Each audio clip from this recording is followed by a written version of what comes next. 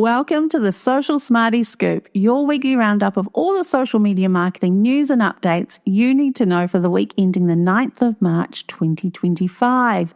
Let's dive on in.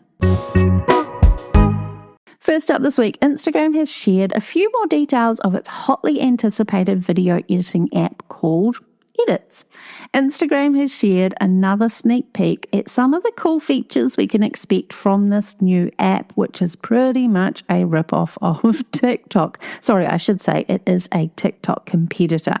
Now, there will be a projects tab where you can see all of the projects, all of the videos that you have been editing or working on. You'll also be able to isolate and edit individual people or objects in your videos. I don't really know how exactly that's going to work, but it looks pretty cool. And lastly, when you post a video that you have created in edits over to Instagram, it's going to have a little automatic badge on it that says Made with Edits. Now, it is worth noting that not all of these features are going to be available when it launches. The launch date, as far as I'm aware, is still tracking for the 31st of March. That was extended originally. I think the date was the 13th of March. I can't wait to have a play with this, get my hot little hands on it and see what it's all about. Facebook has rolled out a couple of updates to Reels. Facebook will now let you, within the app, schedule your Reels in advance, as well as turn on automatic closed captions. Threads is testing the ability to highlight interests on your profile. So this is literally just adding a few little interest tags to your profile so that users, when they sort of at a glance take a look at your profile, they can see what you talk about, what you're interested in, the topics that you post about, that sort of thing. It will really give them the opportunity to decide whether or not to follow you. Now, TikTok is expanding its in-app shopping capabilities by introducing something called local services. Now, up until now, TikTok really has focused on products and online stores.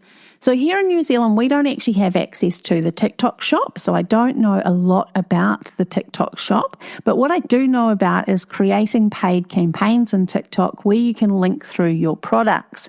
So you can very easily create a campaign where you talk about a particular product, you have content focused on that product, and people can seamlessly click through and then purchase from your website. Now, this looks a little bit different. So it's obviously focused on service-based businesses, and it's allowing those businesses to promote and offer local services. So think hairdressers, restaurants, repair services, fitness studios, that sort of thing. But the way it will work is users will be able to see these local services or service listings and promotions popping up in their TikTok content. And then what it will do is allow people to actually book those services without leaving the app. Now, I don't have a lot of information on this, and I am sure it will be a paid feature, so it'll just be a paid campaign that you set up. But I think it's still really cool that they're actually offering something specifically for service-based businesses rather than just the online stores and product-based. Now, Threads has added some new features, the ability to tag a friend in a photo, to mark up posts on a mobile, and also share custom feeds with your community. My favourite Meta Ads expert, John Loomer, has shared some really great insights on scaling ad campaigns. Now, if you have been running ad campaigns for a while, you will know that when you land on a winning combination and you have an ad campaign that's performing really well, then of course you want to scale it. You want to add budget to it so that we can get that campaign out to more people. In the past, what we've done is scaled very, very slowly. So adding budget, but no more than 20% a day to prevent like shocking or ruining that ad campaign so that our results don't continue. Now, John has pushed back on this and said that those days are over and now you can be a little bit more ruthless with your increases. Now, I'm going to drop a link to his article in the show notes. If you do run a lot of meta ad campaigns, I would recommend going and having a look at his thoughts. And I recommend following him. He's really, really awesome to follow in terms of meta ad campaigns. Now, LinkedIn has opened a real-life experience centre in London.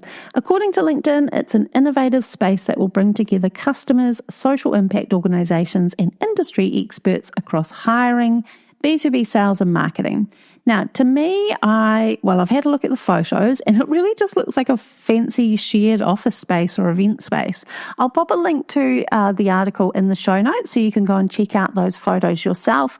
Now, of course, if I was in London for any reason, I would definitely be making a beeline to go and check it out in person, but I don't feel like I'm missing out on too much. And lastly this week, the latest on the TikTok ban in the US.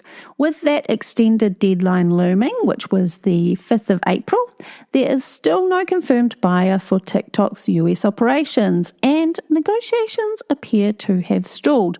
Now, Trump has indicated that he would probably extend that 5th of April deadline if needed, but I'm not 100% sure that he has the ability to extend it.